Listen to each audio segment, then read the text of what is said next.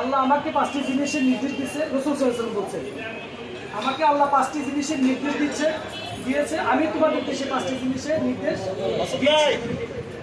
1 নম্বরই হচ্ছে বিল জামাত, সংঘবদ্ধ জীবন। 2 নম্বরে হচ্ছে সামঈ, সংঘবদ্ধ জীবনের সাথে সম্পৃক্ত মধ্যে যিনি নেতা থাকবেন সেই নেতার কথাকে শ্রবণ করা, এটাও ওয়াজিব। এরপরে অতআ, এই নেতার কথাকে আনুগত্য করা, নেতার নির্দেশনাকে মান্য করা। অল হিজরত, আল্লাহর রাহে বিভিন্ন সময় হিজরত করা।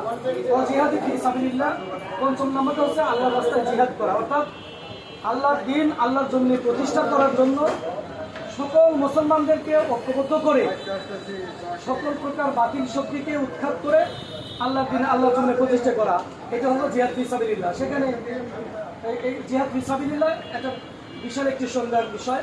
তবে আল্লাহ রাসূল সাল্লাল্লাহু আলাইহি ওয়াসাল্লাম পরবর্তীতে যে কথাটি বলেছেন, ফাইন্নাহু মান খারাজা মিনাল জামাতে কিদরা শিবরিন, যদি কেউ জামাতবদ্ধ জীবন থেকে আধা পরিমাণ সরে যায়, ফাকাদ খালাআ রিবাতাল ইসলাম মিন উনুকি, তাহলে তার গর্দান থেকে ইসলামের রশিদি খুলে ফেললো, নাউযুবিল্লাহ।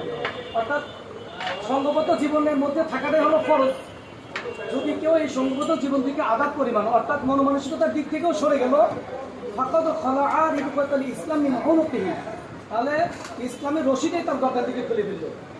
এরপরের কথাটা আরো গুরুত্বপূর্ণ, সেটা হচ্ছে আল্লাহ রাসূল সাল্লাল্লাহু আলাইহি ওয়াসাল্লাম বলছেন, আমান দাআ বিদাআলিল জাহিলিয়াতি ফাওয়া মিন গুসা জাহান্নাম, যদি কেউ জাহিলিয়াতের দিকে মানুষকে আহ্বান করে, অর্থাৎ অজ্ঞতার দিকে, মূর্খতার দিকে, মানব রচিত কোনো বিধিবিধানের দিকে যদি কেউ আহ্বান করে, ফাওয়া মিন গুসা জাহান্নাম, সে নিশ্চিত জাহান্নামে যাবে।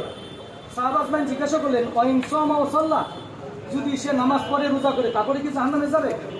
আল্লাহ রাসূল সাল্লাল্লাহু আলাইহি ওয়াসাল্লাম বললেন, ওয়াইন সামা ওয়া সাল্লা ওয়া জামা আন্নাহু মুসলিমুন, সে যদি নামাজ পড়ে রোজা করে আবার দাবিও করে আমি মুসলমান, আর এই মত অবস্থায় যদি সে বাতিল মতাদর্শের দিকে আহ্বান করে, তাহলে সে নিশ্চিত জাহান্নামে যাবে।